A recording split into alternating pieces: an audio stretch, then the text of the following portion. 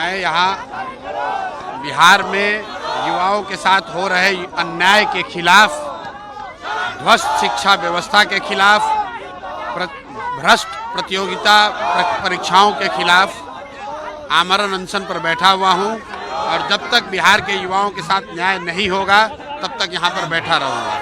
प्रशासन भी तैयार है बाहर। चलिए, तो प्रशांत किशोर को आपने सुन लिया, कह रहे हैं कि सरकार ने मांगे नहीं सुनी उनकी और इसीलिए उनको आमरण अनशन पर बैठना पड़ा है। और आमरण अनशन मतलब जब तक मांगे नहीं मानी जाएगी तब तक यहीं पर भूखे प्यासे प्रशांत किशोर बैठे रहेंगे।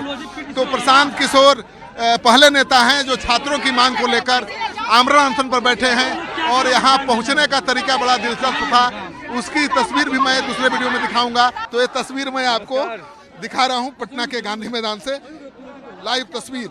तो आपने देखा कि प्रशांत किशोर किस तरह से शिवाजी की छापेमार नीति के तहत टैक्सी में सवार होकर यहाँ पर चुपके से अकेले पहुंचे। टैक्सी में 15 मिनट इंतजार करते रहे। अचानक प्रकट हुए तो उनके साथ हजारों छात्रों का हुजूम प्रकट हो गया। तो इस तरह का आमरण अनशन तो मैंने कभी जीवन में देखा नहीं था कि कोई नेता छुप करके आए टैक्सी में और अचानक प्रकट हो और उसके साथ हजारों छात्र प्रकट हो जाएं। तो ये पहला प्रयोग है, ये मास्टर स्ट्रोक है प्रशांत किशोर का। ये उन लोगों को जवाब है प्रशांत किशोर का जो आरोप लगा रहे थे कि छात्रों को छोड़कर भाग गए। तो प्रशांत किशोर ने मास्टर स्ट्रोक खेल दिया है। सारे राजनीतिक दल जो माइलेज लेने की कोशिश कर रहे थे उनको पीछे छोड़ दिया है और प्रशांत किशोर अब छात्रों के दिल में घुस चुके हैं। तो देखिए तस्वीर, ये तस्वीर दिखा रहा हूं मैं आपको कि प्रशांत किशोर ने किस तरह से छात्रों के दिल में जगह बना ली है अपनी अलग रणनीति के तहत। तो